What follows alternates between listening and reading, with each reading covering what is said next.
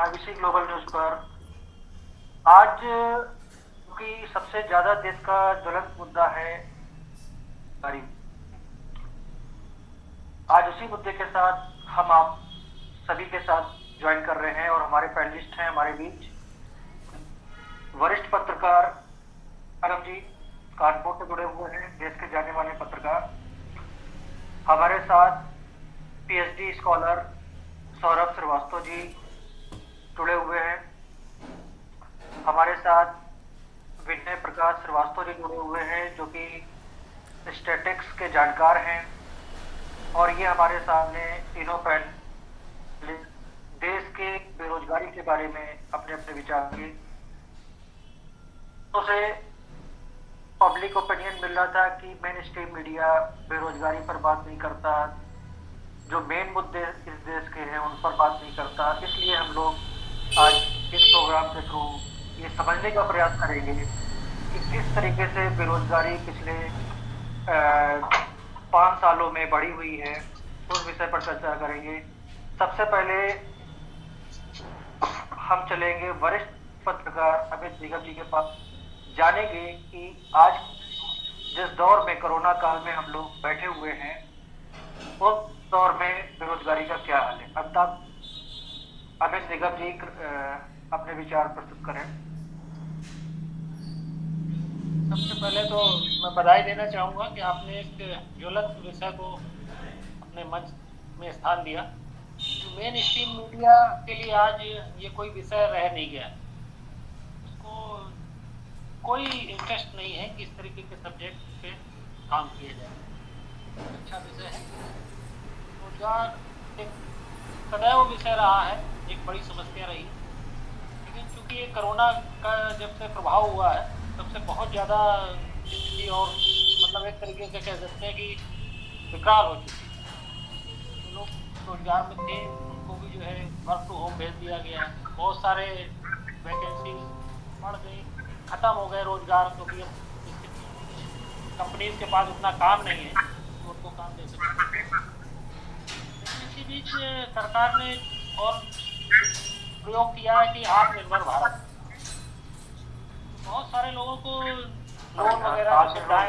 मोदी जी ने मोदी जी ने जो भी एक नारा दिया आत्मनिर्भर भारत, इसमें बहुत सारे नए लोगों को लोन वगैरह की सुविधा करा के और अच्छे अपने वो जो है पर्सनल व्यवसाय में उतरे, उसके लिए जो है प्रोत्साहित किया जा रहा है। लेकिन कहीं ना कहीं एक विषय जो विचारणीय प्रश्न है कि हमारा युवा सरकारी नौकरी को ही रोजगार क्यों मानता है। वो एक अपना, जैसे मोदी जी ने कहा पकौड़े के लिए रोजगार है, अच्छा रोजगार है, कोई बुराई नहीं। लेकिन उसको विपक्ष ने उसको मजाक में लिया, मुद्दा बनाया। ठीक है, विपक्ष ने मुद्दा बनाया, आखिर विपक्ष को मुद्दा बनाने का मौका क्यों मिला। हमारा युवा अपने स्वरोजगार में अपने आप को सुरक्षित क्यों नहीं पाता, ये एक बड़ा विषय है, विचारणीय प्रश्न है और सरकार को इस पे गंभीरता से विचार करना ही चाहिए। इस देश में रोजगार ये भी मानते हैं कि कहीं ना कहीं जागरूकता की कमी है युवाओं में, कहीं ना कहीं आप ये मानते हैं कि इस विषय पर जागरूकता की कमी है सरकार की तरफ से, समाज की तरफ से। हाँ, इसमें जागरूकता की कमी तो नहीं हम युवाओं की तरफ से मानेंगे। हमारा जो सोचना व्यक्तिगत हो सकता है उतना क्लियर व्यू ना हो मेरा, लेकिन सुरक्षा जो होती है, सरकारी नौकरी की सुरक्षा सभी जानते हैं कि आदमी की मरते दम तक उसके पास सुरक्षा रहती है। और व्यापार की स्थिति ये होती है कि आप 2 साल 3 साल 4 साल अच्छा व्यापार आपका चल रहा है, कोई ऐसी परिस्थिति आ गई जैसे अभी कोरोना काल आ गया, बहुत सारे व्यवसायी हैं उनका अच्छा खासा व्यापार बंद हो गया। तो सरकार के पास कोई ऐसी योजना नहीं है कि जो हमारा व्यापारी है जिसने हमको 10 साल टैक्स दिया है, भर भर के टैक्स दिया है, और अगर वो 1 साल के लिए उसका कहीं व्यापार में एकदम से ड्रॉबैक आ जाता है तो हम उसको क्या सपोर्ट दे रहे हैं, ऐसे कोई प्लानिंग हमारी सरकार के पास नहीं। और इसी से व्यक्ति घबराता है, वो कहता भैया हम एमटेक हैं, बीटेक हैं और हम चपरासी की नौकरी के लिए फॉर्म भरने को तैयार है, और हंसी खुशी जाता है, फॉर्म भर देता है।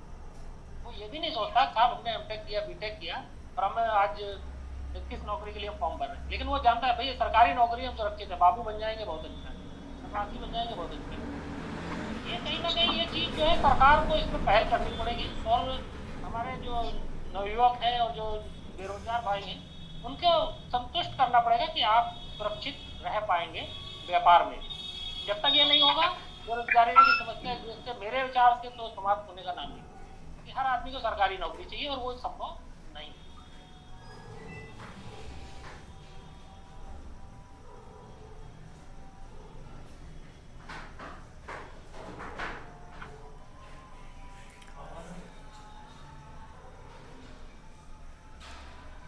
चलिए, अमिताभ निगम जी ने अपने विचार रखे।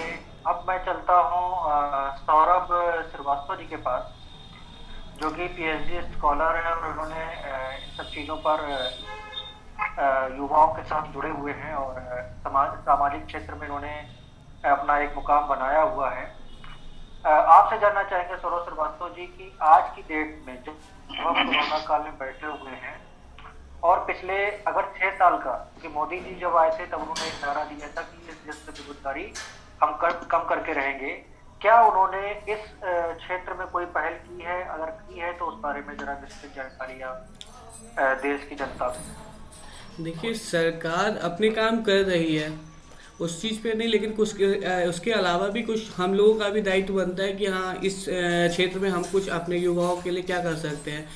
दिक्कत एक सबसे बड़ी बात है, हम लोग रोज़गार की बात करते हैं, लेकिन रोज़गार जो है वो सेकंड स्टेप है। जो रोज़गार है वो हमारा दूसरा कदम है। अगर पहला कदम इसकी बात करते हैं तो पहला कदम हमारा शिक्षा है। आज के अगर आप बात करो तो लगभग 85% जो युवा हैं वो बेरोजगार हैं। उनके अगर हम पढ़ाई की बात करते हैं तो आप देखोगे ज़्यादातर लोग आपको ग्रेजुएशन, मास्टर, पीएचडी भी मिल जाएंगे ज़्यादातर लोग, लेकिन उनके पास में रोज़गार नहीं है। अगर आप इसके पीछे रीज़न जानने की कोशिश करोगे कि भैया आपने पढ़ाई कर ली, आपके पास में मास्टर है, आप पीएचडी कर रखे हो, लेकिन आपके पास में रोज़गार क्यों नहीं है, तो आप ये देखोगे कि जो आपके पास में डिग्री है वो सिर्फ आपको एलिजिबल बनाता है कि आप कहीं जॉब में जाओगे तो आपको एंट्री मिल जाएगी, लेकिन आप उसमें सर्वाइव नहीं कर सकते कि जब तक कि आपके पास में उस क्षेत्र की नॉलेज नहीं है। बेसिकली मेरा बैकग्राउंड टेक्निकल है, तो मैं आपको टेक्निकल जो सिस्टम है, जो ट्रेडिशनल हमारा एजुकेशन सिस्टम है, उसकी हम बात करते हैं कि जो भी हम लोग अभी इंजीनियरिंग में पढ़ रहे हैं वो 8 से 10 साल पुराना सिलेबस अभी भी हम लोग पढ़ रहे हैं। तो आप ये सोच सकते हो कि जो बंदा 10 साल पुरानी चीज़ पढ़ के मार्केट में जाएगा तो उसको क्या आसानी से जॉब मिल जाएगी, क्योंकि जो इंजीनियरिंग स्टूडेंट है पास आउट करने के बाद में बाहर मार्केट में जाता है तो उसको जो लेटेस्ट टेक्नोलॉजी चल रही है उसके बारे में वो अवेयर ही नहीं, उसको पता ही नहीं कि मार्केट में क्या चल रहा है। तो अगर हम इस चीज़ की बात कर रहे हैं कि जब भी एजुकेशन सिस्टम में भी हमको कुछ ऐसी चीज़ें लानी चाहिए, जॉब ओरिएंटेड ट्रेनिंग हर जो भी हमारा कोर्स चल रहा है उसमें होनी चाहिए कि हाँ, लास्ट के 6 मंथ है वो आपके जॉब ओरिएंटेड ट्रेनिंग के रहेंगे। आपको एक प्लेटफॉर्म मुहैया कराया जाएगा जहां आप जो इंडस्ट्री में चल रहा है, मार्केट में चल रहा है, वो आप सीख सको, तो शायद हम इस क्षेत्र में कुछ अच्छा कर पाएँ। क्योंकि सारे के सारे लोग बिजनेस करने लगेंगे तो फिर तो हर गली में 4-4 जनरल स्टोर की दुकानें हो जाएंगी। कहीं ना कहीं एजुकेशन में हम लोग फेल्यूर हम लोगों का है बिल्कुल। कि जो लोग चला रहे हैं यूनिवर्सिटी में, कॉलेजेस में, वहाँ पर एजुकेशन सिस्टम में कहीं ना कहीं लैब्स है। उस वजह से युवाओं को रोजगार, जो ओरिएंटेड रोजगार, टेक्निकल रोजगार जो होते हैं वो उनको नहीं मिल पाते हैं। इस ओर आप इशारा कर रहे हैं? जी बिल्कुल। एक सर्वे मैंने किया था तो आप यकीन मानिए कि उसमें लगभग 32% स्टूडेंट कहते हैं कि वो डिग्री या डिप्लोमा करने के बाद में उनको जॉब नहीं मिलेगी। मतलब उन्होंने पहले से ही हार मान ली कि हाँ, हमको नौकरी नहीं मिलने वाली।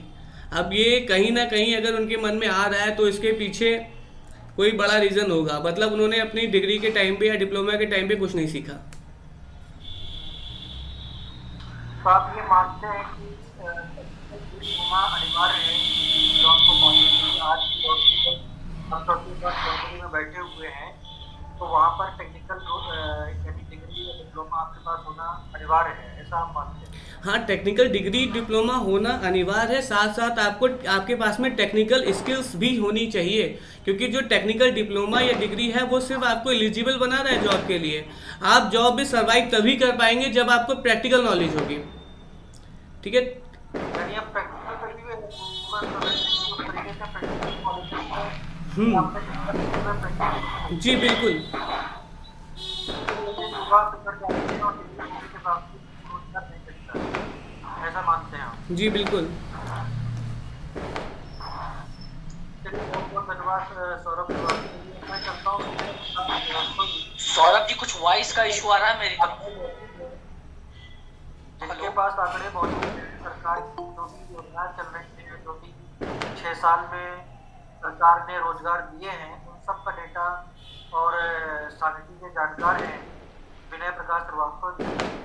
ये बता रहे हैं कि बेरोजगारी कदर किसानों को मिली है और उन पर क्या करना है।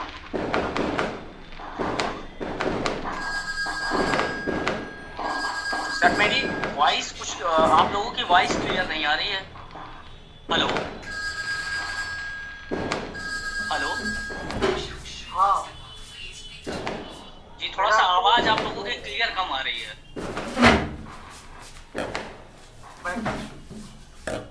बैकग्राउंड में आवाज कुछ आ रही है, किसी का फोन आ रहा है क्या? थोड़ा सा आप टाइम दीजिए, मैं वॉइस सही करता हूँ।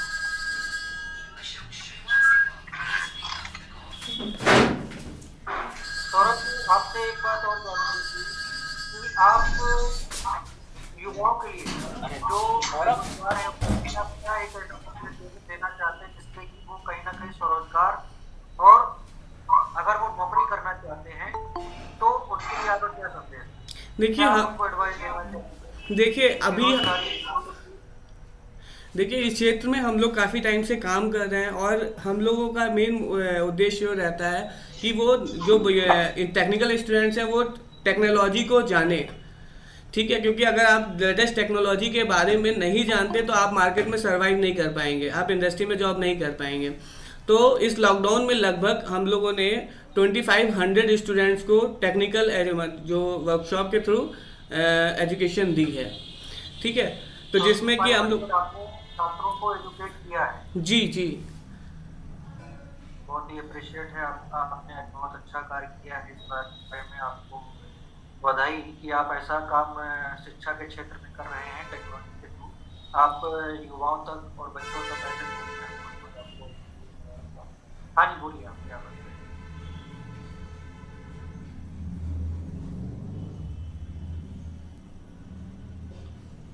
बोलिए सौरभ जी, बोलिए आप। जी। देखिए जो भी मतलब अगर आप मार्केट में जॉब लेना चाह रहे हो तो सीधी सी बात है, अगर आप डिग्री और डिप्लोमा बहुत ज़रूरी है। ऐसा नहीं है कि पढ़ाई आपकी बेकार जा रही है, लेकिन जो पढ़ाई कर रहे हो वो सिर्फ डिग्री और डिप्लोमा सिर्फ आपको एलिजिबल बना रहा है कि आप मार्केट में जाके आप बता सकते हो कि भाई आपने ग्रेजुएशन किया है इस स्ट्रीम में या आपने मास्टर कर रखी है। लेकिन जब तक आप लेटेस्ट टेक्नोलॉजी जो मार्केट में चल रही है, जो ट्रेंडिंग टेक्नोलॉजीज हैं, आप उनको नहीं सीखेंगे तो आप मार्केट में सर्वाइव नहीं कर पाएंगे। होता क्या है कि अगर आप कोई भी इंजीनियरिंग स्टूडेंट या मतलब इंजीनियरिंग का अगर आप सिलेबस उठा के आप देखोगे तो जो भी चीज़ें पढ़ाई जा रही हैं वो सारी की सारी चीज़ें ऑब्सोलीट हो चुकी हैं। अगर सिर्फ आप डिग्री या डिप्लोमा को बेस मान के आप ये सोचोगे कि हाँ आपने इंजीनियरिंग कर रखी है, आपको मार्केट में जाओगे जॉब मिल जाएगी, तो ऐसा नहीं है। और अगर आप सिर्फ और सिर्फ जॉब की बात करोगे तो आपको जो चल रहा है मार्केट में वो टेक्नोलॉजी के बारे में आपको नॉलेज होनी चाहिए। एक छोटा सा एग्जांपल आप देख सकते हो कि हम लोग जितने मोस्टली लोग क्या करते हैं, हम लोग जो है डिग्री या डिप्लोमा को बेस मान के चलते हैं। हम लोग एजुकेशन या मतलब आप ये मान के चलते हैं कि हाँ इस बंदे ने इंजीनियरिंग कर रखी है या इस बंदे ने पीएचडी कर रखी है या इस बंदे ने साइंस में कोई बड़ी डिग्री ले रखी है। बट अगर आप दूसरा एक पहलू आप देखोगे कि जो एक बाइक का मैकेनिक है, ठीक है, वो सिर्फ वही चीज़ देख रहा है कि जिससे उसको आगे रोजगार उसका चलेगा। ठीक है, उसने सब कुछ नहीं सीखा, उसने सिर्फ अपने बाइक का जो उसके काम की चीज़ है उसने वो सीखी और आगे बढ़ गया। ठीक है। इसी तरीके से एजुकेशन सिस्टम में भी एक पोर्शन होना चाहिए कि जो फुल्ली जॉब ओरिएंटेड हो, मतलब उस चीज़ में, मतलब उस आप अपने डोमेन में कोई ऐसी चीज़ सीखें जिसके बाद में जो आपका जॉब के लिए बेस बन सके। ठीक है, जैसे सपोज दूसरी एक एग्जांपल देख लें, जैसे हम लोगों ने अभी बात की कि हाँ पकौड़ा बनाना, ठीक है, तो पकौड़ा बनाने के लिए या बाइक सही करने के लिए आपको कोई बड़ी डिग्री नहीं चाहिए, आपने अपना टाइम निकाला, वो चीज़ सीखी जिससे आपको आगे रोजगार बनेगा। तो वही चीज़ हमें डिग्री या एजुकेशन सिस्टम में भी होनी चाहिए कि हाँ लास्ट के 6 मंथ है या 1 ईयर है वो जॉब ओरिएंटेड होना चाहिए, कि जिसमें बंदा जो ट्रेंडिंग टेक्नोलॉजी है जो मार्केट में चल रहा है जिसके बेस पे उसको जॉब मिल सकती है वो सीखे। तो अभी मोदी सरकार नई शिक्षा नीति लाई है। नई शिक्षा नीति में आपको क्या लगता है कुछ ऐसा उन्होंने एडॉप्शन किया है जिससे ये जो सारे मुद्दे आपसे उठाए हैं वो उससे सॉल्व हो सकते हैं?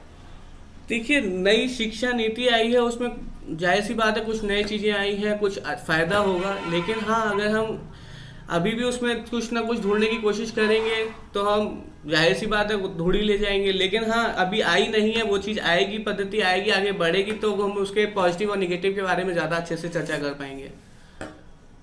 अमित निगम जी, मैं आपसे ये जानना चाहूँगा, देश की जनता ये जानना चाहती है, विपक्ष ये भी आरोप लगाता है केंद्र की सरकार और राज्य की सरकार पर कि जिस तरीके से वैकेंसी आनी चाहिए राज्य सरकार की तरफ से और देश सरकार की तरफ से उस तरीके की भर्तियां नहीं आ पा रही, ये आरोप विपक्ष लगाता है सरकार के ऊपर। क्या ये बात उनकी कहीं ना कहीं सत्य साबित होती जा रही है सालों साल?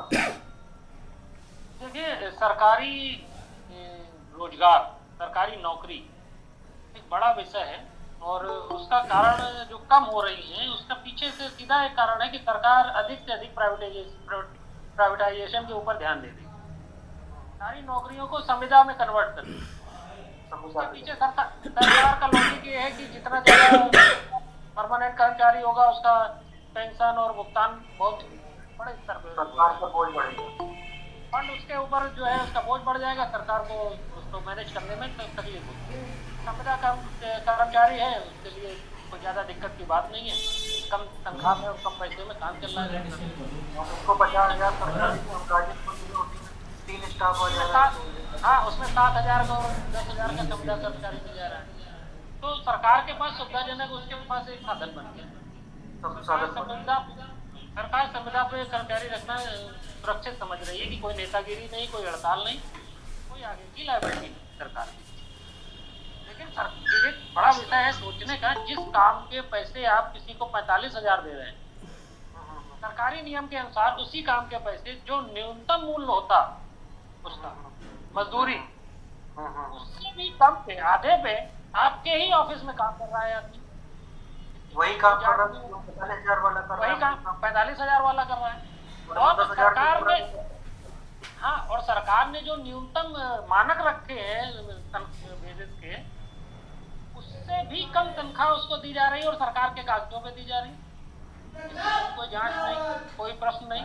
कहीं ना कहीं वो ठेकेदारी पर, यानी जो ये कॉन्ट्रैक्ट अधिनियम है, व्यवस्था ठेकेदारी पे जो है डिपेंड हो गई है। पूरा जो स्ट्रक्चर है गवर्नमेंट का वो पूरा ठेकेदारी पर डिपेंड हो गया है। और वर्तमान सरकारी नहीं, पिछली सरकारें भी, हर सरकार अपनी जिम्मेदारियों से ज्यादा पल्ला झाड़ रही है। जितनी जिम्मेदारी उतना अच्छा भाई, किसी भी उसकी कोई ऐसा जो आरोप लगता रहा है युवाओं की तरफ से, छात्र संगठनों की तरफ से, बेरोजगार यूनियन की तरफ से, कि डिग्री होने के बावजूद पीएचडी, जैसे सचिवालय में एक बार ऐसा संज्ञान में आया था कि सचिवालय में 4th क्लास की वैकेंसी आई थी उत्तर प्रदेश में, वहाँ पर पीएचडी स्कॉलर यानी पीएचडी की डिग्री होल्डर वहाँ पर अप्लाई, क्या आप ऐसा? बिल्कुल आएंगे, सुरक्षित मानते हैं ना, तो सरकारी नौकरी एक बार मिल जाना। जो उत्तर प्रदेश बिहार के जो युवा हैं वो सरकारी नौकरी को ज्यादा तरजीह देते हैं सबसे, तो स्वरोजगार के या प्राइवेट नौकरी? देखिए, प्राइवेट नौकरी सुरक्षित है, अगर आप में स्किल है तो प्राइवेट नौकरी सुरक्षित है। प्रॉब्लम उस जगह आती है कि जब आपके पास स्किल उस स्तर की नहीं है, प्राइवेट नौकरी में आपको कोई पूछने वाला नहीं है, 4 दिन आप जाएंगे, वो देखेगा आपके पास क्वालिटी नहीं है तो वो आपको बाहर कर देगा। लेकिन एक जगह जो अभी सौरभ जी चर्चा कर रहे थे, ठीक है आपके पास स्किल भी है लेकिन सामने वैकेंसी भी तो होनी चाहिए। मेरे पास तो स्किल है, सब कुछ है, वैकेंसी नहीं है सामने। नहीं 2000 आदमी स्किल का खड़ा हुआ है, वैकेंसी अगर नहीं है, उतनी वैकेंसी जनरेट नहीं हो रही है, ठीक है, वैकेंसी हम ही आपसे जनरेट होती है, बिल्कुल व्यापारियों से ही बिल्कुल जनरेट होती है। बिल्कुल और सामने वैकेंसी जब कंपनी के पास काम नहीं है, जिसके पास 20 आदमी का काम था, आज उसके पास 3 आदमी का काम है, वो कहाँ से 17 आदमी को तो बाहर कर देगी तुरंत। हाँ, वही कोरोना काल में जो बेरोजगारी दर बढ़ी है, देखिए आर्थिक मंदी का दौर चल रहा है, और आर्थिक मंदी का दौर कोरोना में नहीं आया, कोरोना में तो पहले से चला। हाँ, बहाना मिल गया कि कोरोना भी है, कोरोना से बहाना मिल गया सबको, सरकार को भी, कि साहब आर्थिक मंदी का कारण कोरोना है। कोरोना है। लेकिन ऐसा तो एक जब बात और करना देखिए, चाहूंगा। एक आंकड़े के मुताबिक अभी गूगल ने का एक आंकड़ा आया था कुछ समय पहले, तो उन्होंने बताया था कि सिर्फ 4% इंडियन जो है इंजीनियर्स वो जॉब के काबिल हैं, सिर्फ 4% बंदे। तो कहीं ना कहीं स्किल्स की अगर हम बात करते हैं तो वो स्किल्स नहीं है। हाँ, 4% आप देखिए सौरभ जी, आपकी बात बिल्कुल मतलब ये मतलब अकाट्य सत्य है कि जब आपके पास स्किल नहीं है तो आप जॉब के काबिल नहीं है। बिल्कुल नहीं लेकिन है। जॉब की उपलब्धता एक बड़ा विषय है। अगर उपलब्धता है तो पहली प्राथमिक चीज तो यही है कि वो चीज उपलब्ध तो हो। जब जॉब की उपलब्धता ही नहीं है तो हमारी स्किल होना ना होना सेकेंडरी है। बिल्कुल बिल्कुल स्किल अगर नहीं है तो आप जॉब मांगने के हकदार नहीं है। ऐसा लोग मानते हैं। और देश में ऐसे कई संस्थान है जो सिर्फ डिग्री बांटने के लिए बने हुए हैं। बिल्कुल। और वो बेरोजगारी बढ़ाते जा रहे हैं दिन प्रतिदिन। ऐसा कई सेक्टरों ने और कई सरकारों ने इस बात से खुलासे किए हैं कि स्किल्स होने के बावजूद स्किल्स अगर उनके पास नहीं है और वो जॉब मांगने के लिए खड़े हो जाते हैं। ऐसा होता है। देखिए इस जगह पे थोड़ा मैं आपसे जानना चाहूंगा कि जो नरेंद्र मोदी सरकार ने अभी कोरोना काल में आत्मनिर्भर भारत अभियान चलाया, इसकी सच्चाई क्या है? इसके बारे में ग्राउंड लेवल पे आपने काम किया है, आप इस पे थोड़ा प्रकाश डालिए जिससे कि देश की आम जनता जान सके कि आत्मनिर्भर भारत सच्चाई क्या है।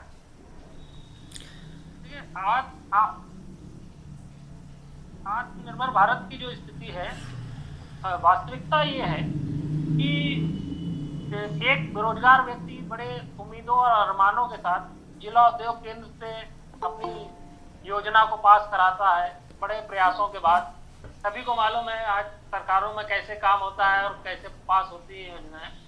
पास कराने के बाद जो बैंक पहुंचता है तो बैंक के ऊपर सरकार ने बिल्कुल क्लियर करके रखा कि आप इसको समझिए उचित, उसको आप लोन दीजिए। बैंक के ऊपर सरकार का कोई दबाव नहीं है कि वो किसको लोन दे रही है और नहीं दे रही, किस मानक पे दे रही है। बैंक स्वतंत्र है अपने मानक बनाने के लिए। तो कहीं ना कहीं अच्छा जिसको मिल भी जाता है तो किन स्थितियों में मिलता है तो आप मतलब मैक्सिमम एनपीए होता है। उसके पीछे समझना चाहिए कि कोई प्रोजेक्ट 25 लाख का तैयार हो रहा है, जब वो बैंक पहुंचता है तो बैंक कहता है भाई मैं 15 से ज्यादा नहीं दे सकता। गवर्नमेंट ने स्पष्ट बना रखा है कि आपको 2 करोड़ रुपए तक, आज की जो स्थिति चल रही है 2 करोड़ रुपए तक आपको विदाउट गारंटी लोन मिल जाएगा, योजना है। लेकिन बैंक तो 10 लाख के ऊपर बढ़ता ही नहीं है विदाउट गारंटी लोन।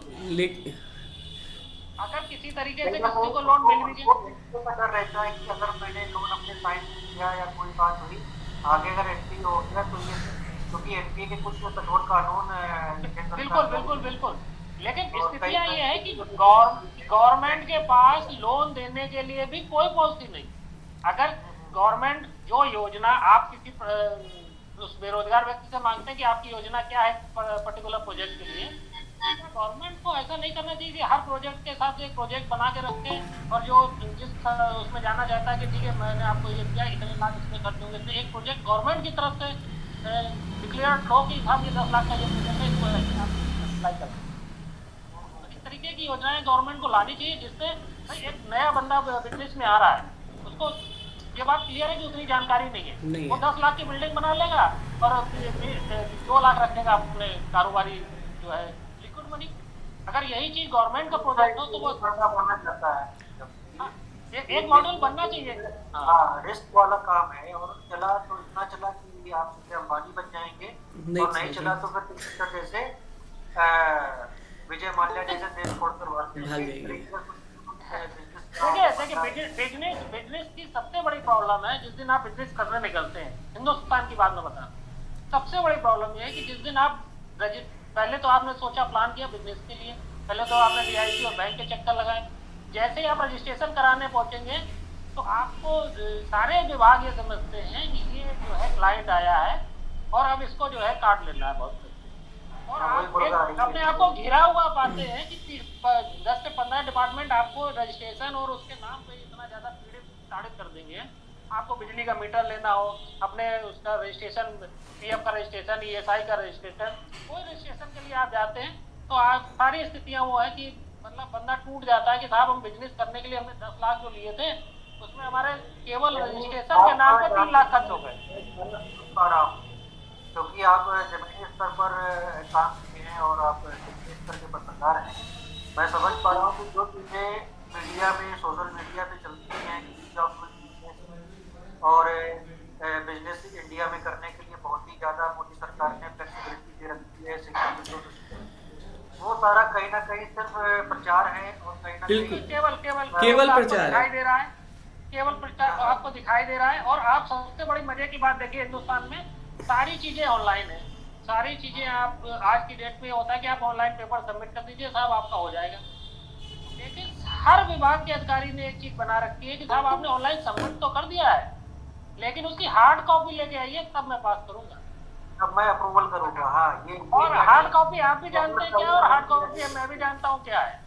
हाँ, जब वो हार्ड कॉपी आप नहीं लेके जाएंगे तो वो पास ही नहीं होगा। नौकर साहब ने एक अपना अलग व्यवस्था, हाँ आप कुछ भी कर लीजिए, एक अलग व्यवस्था चल रही है। जब तक हमारे पास आप नहीं आएंगे तब तक हम आपका हाँ, आपको सीट तक चल के जाना पड़ेगा हार्ड कॉपी के साथ। यही चीज मैं आपसे जानना चाहता था सौरभ जी।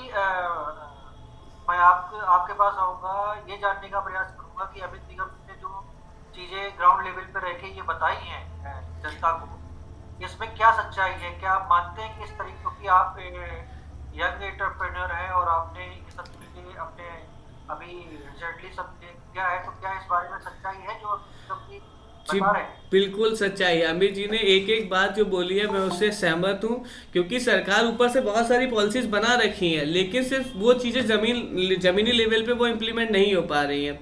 कहीं ना कहीं अगर आप एक लोन लेने के लिए जाते हैं, छोटा सा लोन, अगर आप 5 लाख के लिए भी जाएंगे तो आप ये मान के चलो कि 10% जो है आपका, वो आपको सिर्फ और सिर्फ लोन पास कराने में खर्च हो जाएगा। ठीक है, तो ये तो सच्चाई है, इससे तो पीछे आप नहीं कह सकते कि हाँ ऊपर से चीज़ें हैं, बहुत सारी पॉलिसीज बनी है, आत्मनिर्भर भारत के नाम पे करोड़ों रुपए आ रहा है, लेकिन वो पहुंच भी रहा है, लेकिन जिस तरीके से पहुंचना चाहिए वो नहीं पहुंच पा रहा है। यानी आपका कहना है कि जिस तरीके से ये प्रोजेक्ट लॉन्च हुआ है और जिस तरीके से एक यंग एंटरप्रेन्योर के पास ये पैसा पहुंचना चाहिए बैंक के माध्यम से, बिल्कुल वास्तविकता में जिन लोगों के पास पहुंचना चाहिए उनके पास नहीं पहुंच पा रहा है। एक जो पहले से व्यापारी है उनको पैसा दिया जा रहा है, जी पैसा पहुंच रहा है जो परंपरागत रूप से ये बिजनेस कर रहे हैं। हाँ, जी उन्हीं को बढ़ाने के लिए पैसा देके उनको नया व्यापारी के रूप में दिखाया जा रहा है। जी बिल्कुल। आप समझ लिए, अभी मोदी जी ने जब स्टार्टिंग में जब 2014 की बात है, मोदी जी ने कहा था कि ऊपर से 100 रुपये आता है, नीचे 1 रुपये पहुंचता है। तो अब मैं ये तो नहीं कहूँगा कि हाँ ऊपर से 100 आ रहा है नीचे 1 पहुंचा है, लेकिन 100 ऊपर से अगर आ रहा है तो अभी भी 20 जो है वो कहीं ना कहीं जा रहा है। 20 कहीं ना यानी 80% पहुंच रहा है ये कहने का। हाँ मतलब पहले से तो कुछ ना कुछ इम्प्रूवमेंट है, लेकिन हाँ देखिए थोड़ा सा ट्रांसपेरेंसी लाई है कि जी हाँ देखिए ये ट्रांसपेरेंसी का इशू है। देखिए इसको समझ लेने की जरूरत है। ट्रांसपेरेंसी जो है ये पूरा जो ये डिजिटलाइजेशन हुआ है इसकी वजह से बिल्कुल ये कोई सरकार संभव नहीं है कि कोई सरकार जो है आपको ईमानदार बना दे। बिल्कुल, क्योंकि जो व्यक्ति है उसको मौका मिलेगा तो वो चोरी करेगा। लेकिन ये इस पूरी ईमानदारी का एक ही इशू है कि जितनी ज्यादा टेक्नोलॉजी बढ़ेगी, जितने ज्यादा टेक्नोलॉजी हाथ कम होते जाएंगे बीच में, उतने खर्चे कम होते उतने जाएंगे। खर्चे हाथ कम लगेगा होते तो खर्चा होगा, बिल्कुल बिल्कुल बिल्कुल। लेकिन हाथ इस लगेगा तो खर्चा होगा। लेकिन और इस मोदी सरकार की एक बड़ी अच्छी बात है जिसकी हम हमेशा समर्थक रहे हैं कि मोदी सरकार ने एक सिरे से डिजिटलाइजेशन किया है, और जितना ज्यादा इस टेक्नोलॉजी जितनी बढ़ेगी, आप ये समझ लीजिए उतनी कि ट्रांसपेरेंसी भ्रष्टाचार बढ़ेगी। कम होता चला जाएगा। जी बिल्कुल बिल्कुल भ्रष्टाचार कम होगा, ये मानना है आप? बिल्कुल बिल्कुल। हाँ, टेक्नोलॉजी जिस तरीके से खुल के काम करेगी, उतना ज्यादा भ्रष्टाचार कम होगा। जितना इन्वॉल्वमेंट 1% to पर्सन कम होता चला जाएगा। इसी विषय पर मैं जानना चाहूंगा आपसे, आपने बहुत अच्छा मुद्दा उठाया डिजिटलाइजेशन का। 2014 के पहले जो डिजिटल कॉन्सेप्ट इंडिया में था और 2020 में हम बैठे हुए हैं, एक महीने बाद साल खत्म हो जाएगी, क्या आप मानते हैं कि 2014 के बाद डिजिटल इंडिया का जो कॉन्सेप्ट मोदी जी लाए थे, उसमें कहीं ना कहीं उन्हें कुछ लीड मिली है या सक्सेसफुल वो हुए हैं इस विषय पर? नहीं, इसके में तो बिल्कुल नो डाउट कि ये बहुत अच्छा जो उनका कदम है, इसका समर्थन आंख बंद करके करना चाहिए। हाँ, ये कहते हैं कि वो 100% सफल नहीं हुए, कोई बात नहीं। अगर हम 20% 30% भी अगर इस दिशा में बढ़े हैं तो अच्छा है, और इसको और तेजी से बढ़ाने की आवश्यकता है। लेकिन अभी भी लोग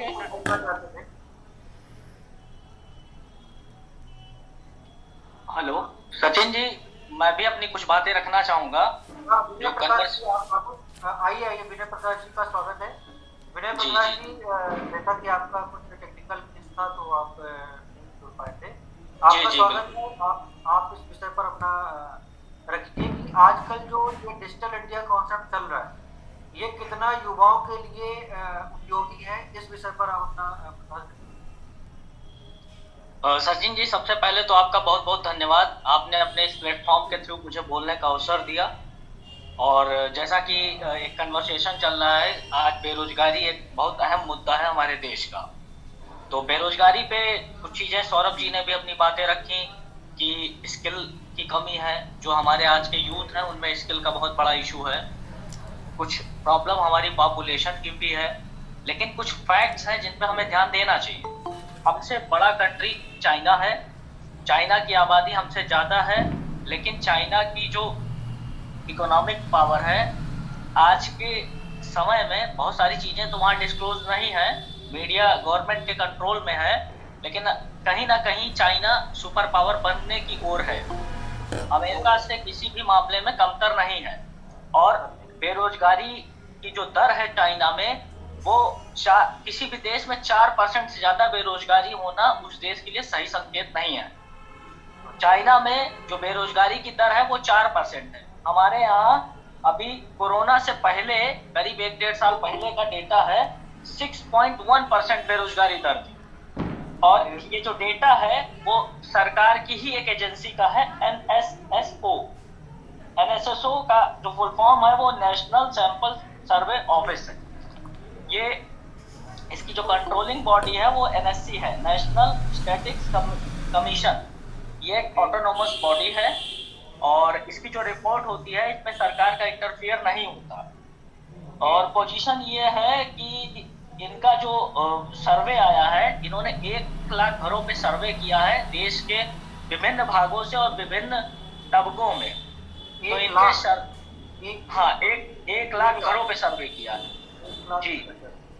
1 लाख हाउस होल्ड पे इनका सर्वे है। इस सर्वे में जो चीज आई है, कुछ डेटा है, वो मैं आपके सामने रखता हूँ कि 45 साल की सर्वोच्च स्तर पे बेरोजगारी है। 45 साल के सर्वोच्च स्तर पर इंडिया में? जी। और इसमें जो गरीबी के जो बेरोजगारी के स्तर है, वो शहरी बेरोजगारी अलग है और ग्रामीण बेरोजगारी अलग है। शहरी बेरोजगारी में उस समय का जो डेटा है वो 7.8% था शहर में, और गांवों में बेरोजगारी की दर थी 5.3%। अब इसमें बेरोजगारी कम, शहरी स्तर पर बेरोजगारी ज्यादा थी। जी बिल्कुल। और कोरोना से पहले क्योंकि हमारी जो इकोनॉमी है, इकोनॉमी में बहुत बड़ा पार्ट कृषि का है। कृषि में जी कोरोना से पहले पिछले 6 साल में 37 मिलियन श्रमिकों ने अपना काम जो है जो कृषि का पेशा था वो छोड़ दिया, वो किसी और चीज पे माइग्रेट हो गए, किसी और धंधों पे या किसी और चीज पे डेली वेजेस पे माइग्रेट हो गए, क्योंकि उनकी जो मतलब डेली बेसिस पे, क्योंकि आजादी के बाद जैसे जो एक जो सामाजिक स्ट्रक्चर था वो हमारा काफी कुछ बदला। आजादी से पहले क्या था कि कुछ एक समाज में कुछ एक जातियों के पास जमीन का एक बहुत बड़ा हिस्सा था। आजादी के बाद भूमि सुधार के थ्रू गवर्नमेंट ने सभी समाज को, सभी जातियों को सशक्त बनाने के लिए जो एक्सेस लैंड थी सबकी लेके सबकी एक्सेस, क्योंकि उस टाइम पे इकोनॉमी के बहुत ज्यादा सोर्स नहीं थे, जो बहुत बड़ा समाज का बहुत बड़ा भाग था वो खेती पे निर्भर था। तो जो जी, ये हम 1947 से पहले के एरा की बात कर रहे हैं, आजादी से जस्ट पहले की बात। तो वो सारी लैंड जो एक्सेस लैंड थी, बहुत सारे लोग थे जिनके पास 2-2, 400 बीघे जमीनें थी, और चूंकि टेक्नोलॉजी भी उतनी ज्यादा विकसित फेज में इंडिया में नहीं थी, उतनी ज्यादा टेक्नोलॉजी आ नहीं पाई थी, तो प्रभावित जो 500 बीघे में होता रहा होगा वो आज के डेट में टेक्नोलॉजी के प्रभाव से 50 बीघे की पैदावार है। लेकिन गवर्नमेंट ने क्या किया कि समाज के सभी वर्गों को सशक्त बनाने के लिए जिनके पास एक्सेस जमीनें थी वो जमीनें उनसे लेके वो समाज के सभी वर्गों में बांट दी। अब चूंकि रकबा काफी कम हो गया और संयुक्त अब जो परिवार हैं उनके पास, क्योंकि खेती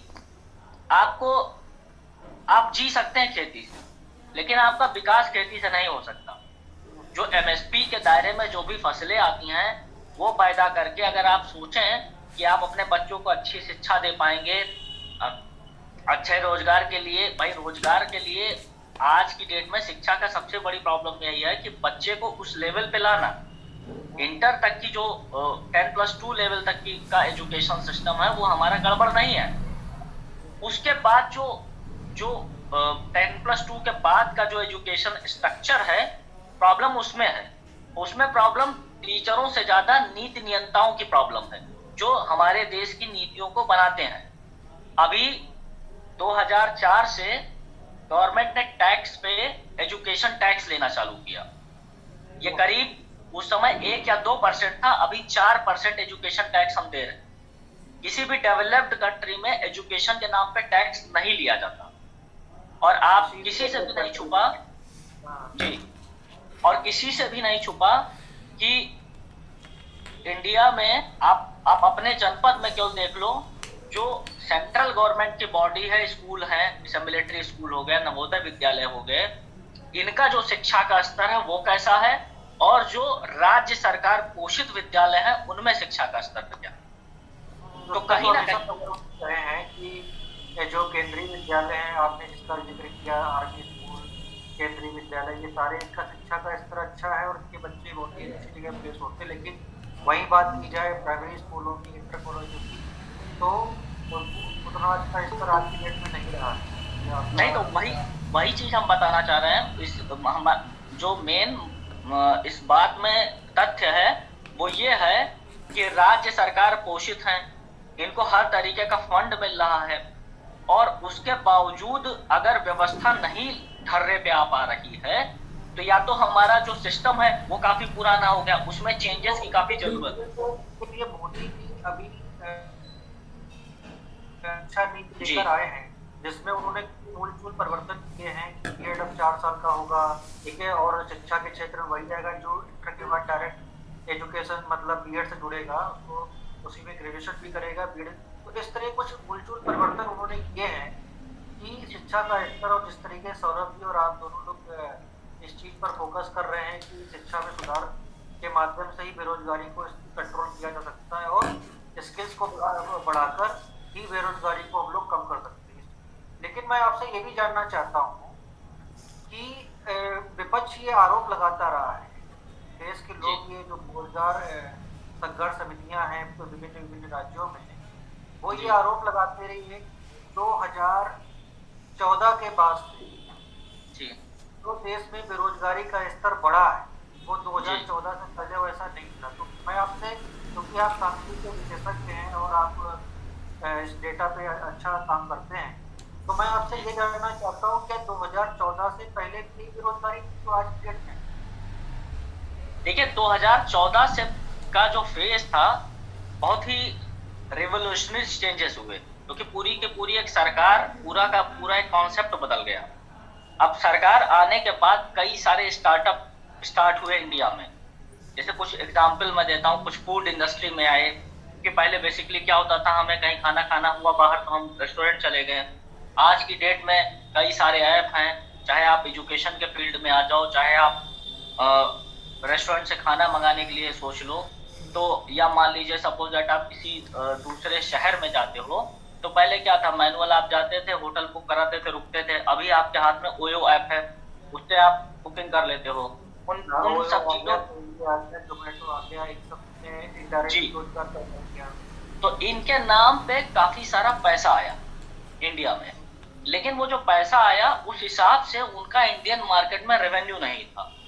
तो 2-3 साल चीजें बहुत अच्छी चली और इन्होंने टैक्स में भी काफी रिलैक्सेशन दिया उनको कि आप यहाँ के काफी सारे उन्होंने जोन बनाए गवर्नमेंट ने, जहाँ पे कंपनीज को छूट दी गई।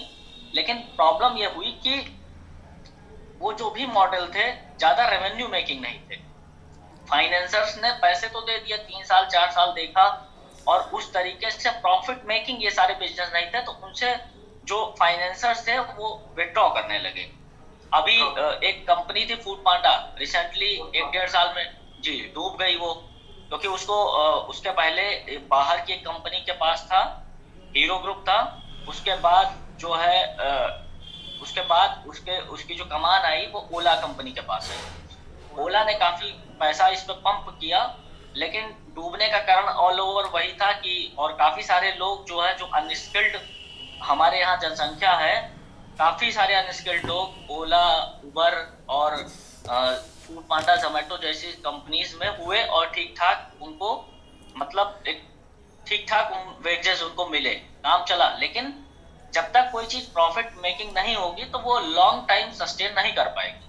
तो प्रॉब्लम यही हुई, कई सारे स्टार्टअप। आपका कहना ये है कि जो स्टार्टअप इंडिया में, यानी स्टार्टअप इंडिया चालू किया था नरेंद्र मोदी जी ने, वो जी। कहीं ना कहीं अनसक्सेसफुल रहा है देश में, क्योंकि स्किल्स ना होने की वजह से कंपनियों ने इन्वेस्टमेंट तो किया बट उस तरीके से सक्सेसफुल नहीं हो पाई। ये भी कारण है देखिए क्या?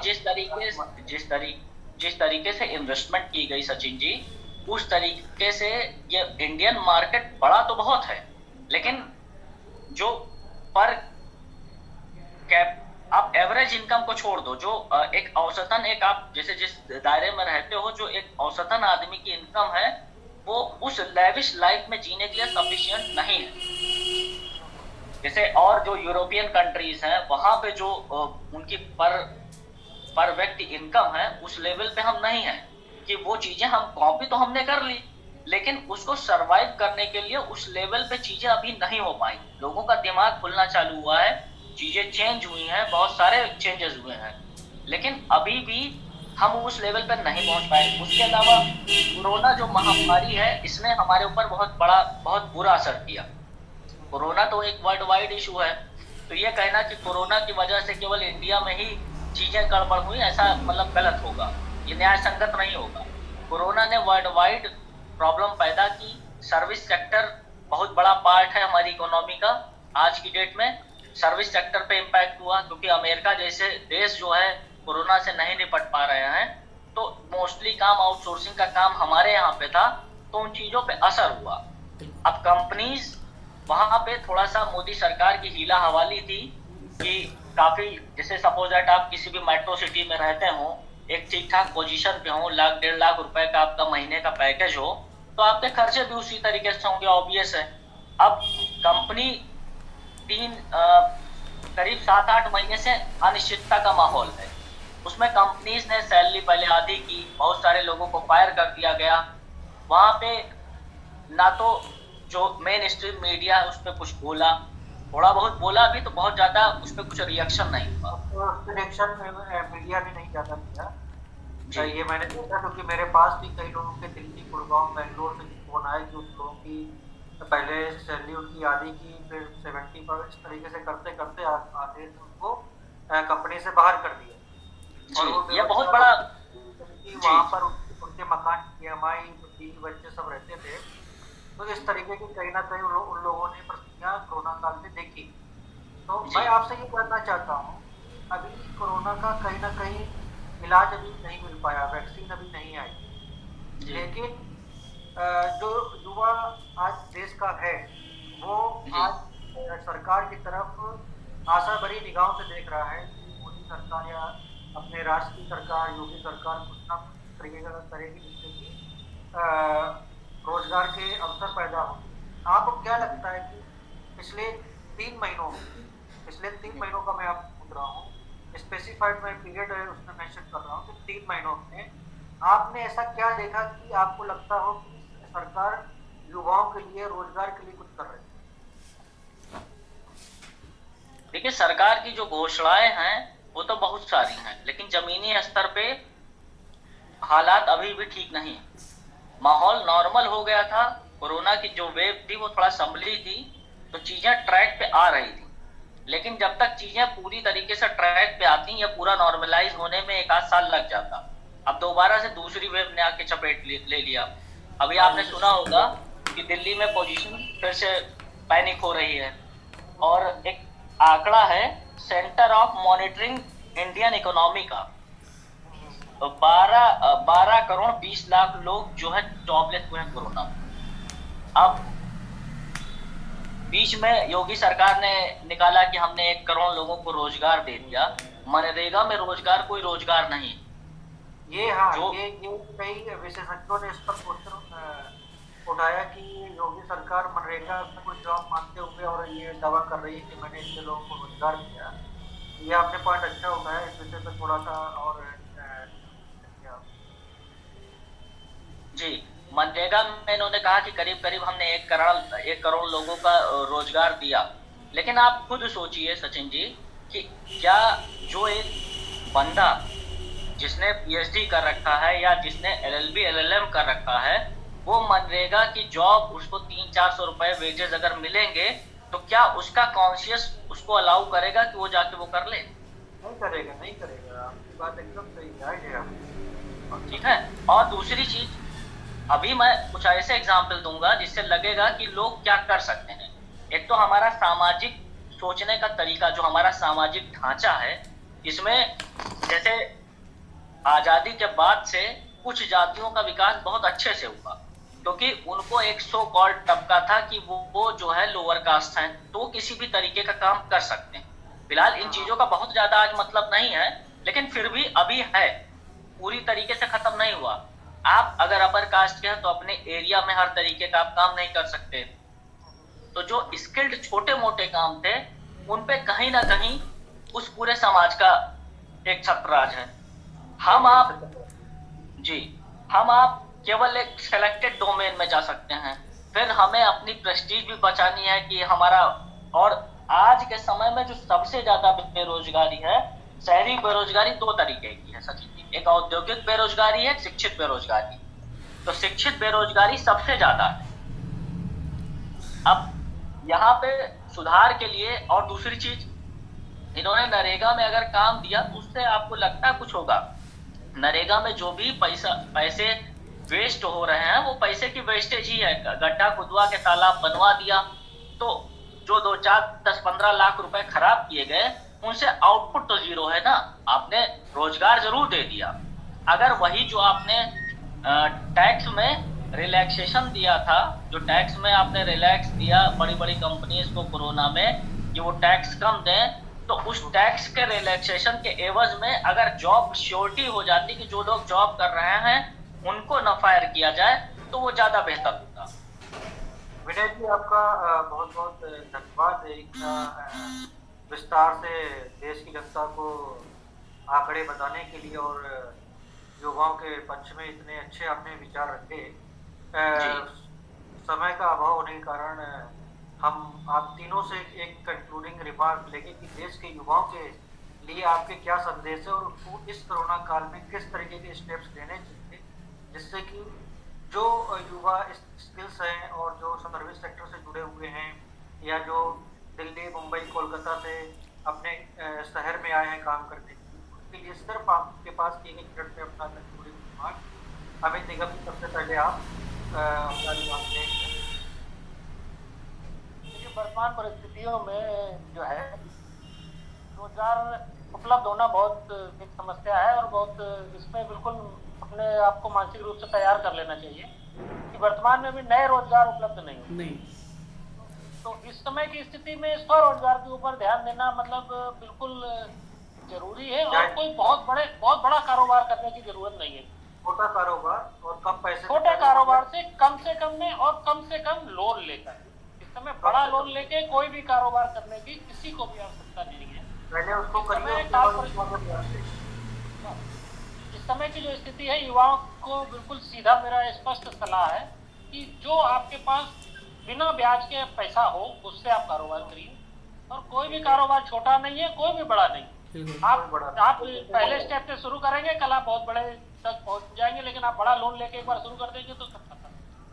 तो जो वर्तमान समय है आपके पास, और बड़ी किसी नौकरी के इंतजार में मत बैठिए, अभी कम से कम 1.5 से 2 साल कोई नौकरी नहीं मिलेगी। बिल्कुल बिल्कुल बिल्कुल।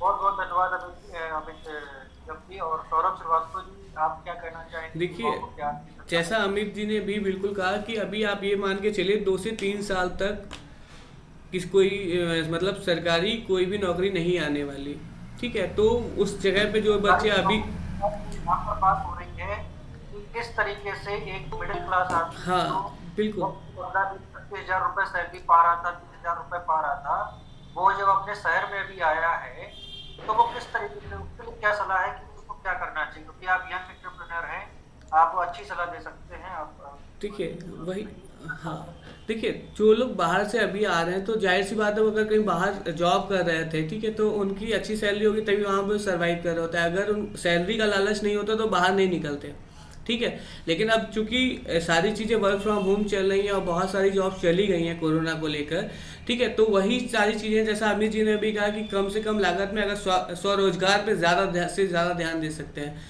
कि जाहिर सी बात है, अगर कोई बंदा बाहर किसी कंपनी में जॉब कर रहा था तो जाहिर सी बात है उसने वहाँ पे कुछ सीखा, तो जो उसने सीखा उसी का यूज़ करके वो कहीं ना कहीं वो एक नया रोजगार खुद से बना सकता है। और दूसरी चीज़ है वहाँ पर स्वरोजगार के लिए जो भी उसके पास मनी मौजूद है, जो भी रिसोर्सेज उसके पास में है, उनका यूज़ करके वो अपने लिए स्वयं एक स्वरोजगार बना सकता है। और दूसरी चीज़ ये है कि हर बंदा अपनी फील्ड में मास्टर रहता है, ठीक है। कोई भी है, जैसे आप एक अधिवक्ता हैं तो साथ ही साथ में आप रिपोर्टिंग भी कर रहे हो, ठीक है। हर बंदा अपने डोमेन में मास्टरी रखता है अगर वो प्रोफेशनल है तो, ठीक है। तो एक से दूसरे की हेल्प करने से भी कहीं ना कहीं चीज़ें और अच्छे बेहतर हो सकती हैं। सपोज कोई काम आता है और हमारे पास में उसका स्पेशलाइजेशन नहीं, तो हम सजेस्ट कर सकते हैं हाँ भाई 2-4 बंदे मिलकर एक टीम बना के भी कोई काम किया जा सकता है, ठीक है। तो ये भी एक नया रोजगार बनाने का तरीका आप कह सकते हो। युवाओं के लिए अच्छी सलाह दी, और मैं उम्मीद करता हूँ कि देश के युवा इस प्रोग्राम को देखेंगे तो उनको हमारे जो भी पैनलिस्ट हैं उनसे कुछ ना कुछ सीखने को मिलेगा। विनय प्रकाश जी, आपसे मैं एक कंक्लूडिंग रिमार्क लेना चाहूँगा कि देश के युवाओं के लिए जो इस कोरोना काल में जिनकी नौकरी गई है या जो नौकरी बाहर कर रहे थे या शहर में कर रहे थे, तो उनके लिए आपके लिए क्या, मतलब आप उनको क्या सलाह देना चाहेंगे? क्या उनके लिए आपका एडवाइस? देखिए, समय अभाव में बहुत सारी बातें रह गई, लेकिन ऑल ओवर मैं यही कहूँगा कि आज का जो दौर है इसमें एक स्किल से काम नहीं चलना है। समय के हिसाब से फ्लेक्सिबल रहना बहुत जरूरी है, और कोशिश करते रहिए। जॉब चली गई है, माहौल फिर से सैचुरेट होगा, चीजें बदलेंगी। आप कितना समय मानते हैं कि ये चीजें नॉर्मल होने में कितना समय लगेगा? आपका उसमें क्या आपका दृष्टिकोण है? देखिए, अभी तक तो जो चीजें 1-1.5 महीने पहले तक दिख रही थी, लग रहा था कि मार्च अप्रैल तक चीजें नॉर्मलाइज हो जाएंगी, लेकिन मुझको लगता है 2021 में अगर बहुत तेजी से चीजें हुई, वैक्सीन वगैरह आ गई मार्केट में, तब भी आप मान के चलो जून जुलाई तक का टाइम नॉर्मल होने में, चीजें शुरुआत होने में नॉर्मलाइज की तरफ लग जाएगा। और जैसे पूरा वर्ल्ड, क्योंकि इकोनॉमी हमारे देश की इकोनॉमी केवल इंडिया के लोगों पे ही डिपेंडेंट नहीं है, बहुत सारी जगहों से हमारे पास आउटसोर्स का काम है। तो वहाँ भी जब माहौल सेचुरेट होगा, थोड़ा सा हम इस मामले में हम लोग थोड़ा हमारी पोजीशन ठीक है कि हमारे यहाँ मॉर्टलिटी रेट कोरोना में उतनी नहीं है, हमारे यहाँ का टेम्परेचर इसके लिए जिम्मेदार है कि हम लोग काफी अच्छी स्थिति में, नहीं तो ये पैंडेमिक बहुत बुरी सिचुएशन कर देता है इंडिया में। तो अमेरिका, यूएसए हो गया, यूके हो गया, ऐसी जो यूरोपियन कंट्रीज हैं जहाँ से मोस्टली हमारा काम है, जहाँ से निर्यात बहुत कुछ डिपेंडेंट है, चाहे वो सर्विस का हो चाहे वो मैन्युफैक्चरिंग का हो, वहाँ पे भी हालात सही हो ताकि जो इकोनॉमी का पहिया है वो पूरी तरीके से प्रॉपर चल सके। तो आपकी सलाह क्या है युवाओं के लिए कि उनको अपने क्षेत्र में ही जो फील्ड के वो हैं उन्हें अपने शहर में या जहाँ पर भी वो अभी हैं वहाँ पर अपना स्वरोजगार को ज़्यादा महत्व देना चाहिए कंपेयर टू सर्विस? देखिए, स्वरोजगार का तो अभी टाइम नहीं है, क्योंकि जो ऑल ओवर है परचेजिंग पावर, जो हमारा डोमेस्टिक मार्केट है करीब 23 से 24% टूट गया है। जो हर साल खरीदारी थी करीब 24% लोग खरीदारी कम करेंगे, क्योंकि लोगों की जेब में पैसे नहीं, तो लोग पैसे रोकेंगे, क्योंकि ये माहौल अभी अनिश्चितता है कब तक चलेगा। तो कोई भी नया धंधा या कोई बिजनेस करना अभी सही टाइम नहीं है इस चीज का। आप स्किल्स पे अपनी ध्यान दें अगर खाली हैं, और कोशिश करें दोबारा से, क्योंकि नौकरियों वगैरह की जो पोजीशन 7-8 महीने पहले थी उससे बेटर हुई है, डेफिनेटली बेटर हुई है, क्योंकि पहले से अब ठीक हुई है। जी, पहले से तो पोजीशन ठीक है, क्योंकि कहीं ना कहीं इस इन्वायरमेंट में 7-8 महीने बिताने के बाद लोगों को लग गया कि ये चीजें खिंच सकती हैं, तो हमें इसके साथ रहने की भी आदत बनानी पड़ेगी। वही मोदी जी ने जो एक बार अपने भाषण में कहा था कि हमें इसकी आदत डाल लेनी पड़ेगी कोरोना के साथ, तो शायद वही वैसे वो आप इशारा कर रहे हैं। जी जी, चलिए, तो यही आप सभी पैनलिस्ट का और देश की जनता को ये बता देना चाहता हूँ कि आप जितने भी हमारे पैनलिस्ट हैं, अमिताभ निगम जी वरिष्ठ पत्रकार जो जमीनी स्तर पर काम करते हैं, देश के जाने माने पत्रकार हैं, सौरभ श्रीवास्तव जी यंग एंटरप्रेन्योर हैं, पीएचडी स्कॉलर हैं, और विनय प्रकाश जी जो सांख्यिकी के जानकार हैं और इन्होंने बहुत ग्राउंड लेवल पे काम किया है सब चीज़ों पर। इसमें कोई पॉलिटिशियन नहीं था, ये आज सभी एक्सपर्ट थे हमारे पैनल में और अपने अपने क्षेत्र के जिसको कह सकते हैं महारथी थे। तो मैं उम्मीद करता हूँ कि आप सभी दर्शकों ने डिबेट को अच्छे से समझा होगा और इस डिबेट में कहीं ना कहीं आपको कुछ सीखने को मिलेगा। इसी के साथ पर डे बेसिस पे हम आपके लिए प्रोग्राम लाते हैं। इस प्रोग्राम को ज़्यादा से ज़्यादा लाइक करें, शेयर करें, सब्सक्राइब करें और ज़्यादातर लोगों तक पहुँचाएँ, ज़्यादा से ज़्यादा लोगों तक पहुँचाएँ, जिससे कि जो हमारे पैनलिस्ट ने राय अपनी की है, जो डेटा शेयर किया है युवाओं के लिए जो बेरोजगार है या कहीं ना कहीं वो रोजगार की तरफ मूव करने के लिए सोच रहे हैं, तो हमारे पैनलिस्ट ने जो राय अपनी दी है वो सभी के लिए एक वरदान साबित हो सकती है। ऐसे ही मुद्दों के साथ हम रोज आपके साथ करते रहेंगे, मुलाकात करते रहेंगे। सभी पैनलिस्ट का बहुत बहुत धन्यवाद। नमस्कार। धन्यवाद।